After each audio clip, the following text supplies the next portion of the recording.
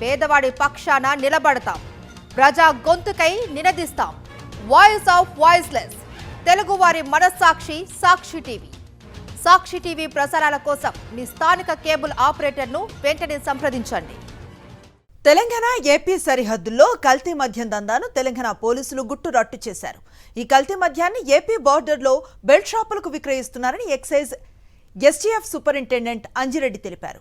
గడిచిన 8 నెలలుగా ఈ ఇల్లీగల్ దందా జరుగుతోందన్నారు. మెడా శ్రీనివాస్ అనే వ్యక్తి ఈ మద్యం తయారు చేస్తున్నట్లుగా గుర్తించామన్నారు. కల్తీ మద్యానికి స్పిరిట్ తయారు చేస్తున్న శ్రీచక్ర ఫార్మాపై చర్యలు తీసుకుంటామంటున్న ఎక్సైజ్ ఎస్టీఎఫ్ సూపరింటెండెంట్ అంజిరెడ్డితో మా ప్రతినిధి అమర్ ఫేస్ టు ఫేస్.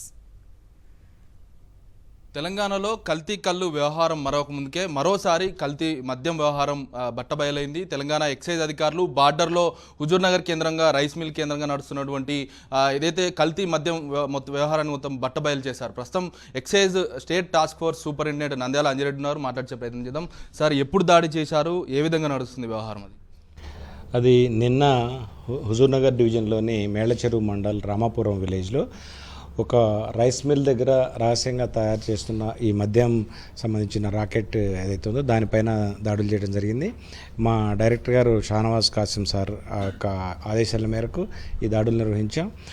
దీనికి సంబంధించిన ఇంటెలిజెన్స్ ఇన్పుట్, దీనికి సంబంధించిన ప్రాతిపదికని మనం ఒకసారి పరిశీలిస్తే జూన్ జూలై నెలల్లో ఆంధ్ర ప్రాంతంలో అమలాపురం, అదేవిధంగా రేపల్లె, మార్కాపురం ఈ ప్రాంతాల్లో అక్కడ ఉన్న స్టేట్ టాస్క్ ఫోర్స్ బృందాలు, అదే లోకల్ ఎక్సైజ్ ఆఫీసర్స్ ఈ స్పురియస్ లిక్కర్తో తయారవుతున్న మద్యాన్ని స్వాధీనం చేసుకోవటం, ఇదే విధంగా దాని ఇంగ్రీడియంట్స్ లేబుల్స్తో సహా వాళ్ళు స్వాధీనం చేసుకొని పలు కేసులు నమోదు చేశారు.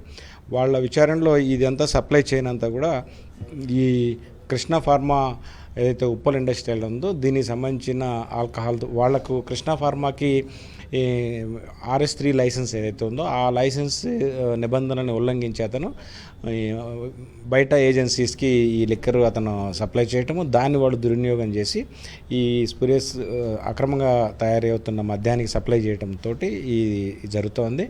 అయితే రీసెంట్గా ఆంధ్ర ప్రాంతానికి సంబంధించిన ఎస్టీఎఫ్ బృందాలు దీంట్లో ప్రధాన పాత్రధారులైన వ్యక్తులను అదుపులో తీసుకోవటం, వాళ్ళ విచారణలో కోదాడ ప్రాంతంలో కూడా ఒక యూనిట్ నడుస్తుంది అనే సమాచారం రావడం, ఆ సమాచారంతో మా టాస్క్ ఫోర్స్ బృందం అలర్ట్ అయ్యి ఆ చుట్టుపక్కల ప్రాంతాల్లో ఎవరు చేసే అవకాశం ఉంది, ఏ ప్రాంతం అనే దానిపైన నిఘా పెట్టి కొంత ఇన్వెస్టిగేట్ చేసి నిన్న ఆ రైస్ మిల్ పైన దాడి చేయడం జరిగింది. ఏపీ పోలీసులు మొదట మిమ్మల్ని సంప్రదించిన సమయంలో ఏమైనా పొలిటికల్ లింక్స్ కానీ ఇంకేమైనా ఉన్నాయని చెప్పారా? ఎందుకంటే బార్డర్లో జరుగుతున్నటువంటి కల్తీ మద్యానికి సంబంధించి ఓన్లీ లిక్కర్ ఏదైతే బెల్ షాప్లకే సప్లై చేస్తున్నారా, లేకుంటే వైన్స్లకా? ఓన్లీ అక్రమ మద్యం విక్రయించే వాళ్ళకే సప్లై చేస్తున్నారు, కానీ వైన్స్లకి ఏమిటంటే ఈ వైన్స్ని ఇన్వాల్వ్ చేయడానికి కారణం ఏంటంటే ఈ అమ్మటానికి ఇదంతా ప్రయత్నం చేసిన వ్యక్తి ఒక వైన్ షాప్లో నౌకర్నామా హోల్డర్ ఇతను. కాబట్టి నౌకర్నామా హోల్డర్గా ఉండి ఇలాంటి పని చేయడం మూలంగా నౌకర్నామా హోల్డర్ చేసే తప్పుకి లైసెన్సీ కూడా బాధ్యత వహించాల్సిన అవసరం ఉంది చట్టంలో. కాబట్టి అందుకు షాప్ని ఇన్వాల్వ్ చేయడం జరిగింది. ఆ షాపులో ఈ మద్యం ఎటువంటి అమ్మిన దాఖలాలు కానీ ఎటువంటి ఆధారాలు కానీ దొరకలేదు. ఇతను దాంట్లో పనిచేస్తూ బయట తయారు చేసి అక్రమంగా అమ్మే వాళ్ళకి అమ్మే ఉద్దేశంతో చేస్తున్నాడు. మొత్తంగా హుజూర్నగర్ కేంద్రంగా జరిగినటువంటి కల్తీ మద్యం వ్యవహారాన్ని మొత్తం కూడా Telangana excise state task force అధికారులు గుట్టురట్టు చేశారు. ఉన్నటువంటి నిందితులను ఇప్పటికే ఏపీ పోలీసులు అరెస్ట్ చేశారు. వాళ్ళను పీటీ వారి ద్వారా ఇక్కడ తీసుకొచ్చి దర్యాప్తు చేస్తామని Telangana excise state task force అధికారులు అయితే చెప్తా ఉన్నారు. కెమెరా పర్సన్ మహేష్తో అమరేందర్ రెడ్డి, సాక్షి టీవీ, హైదరాబాద్.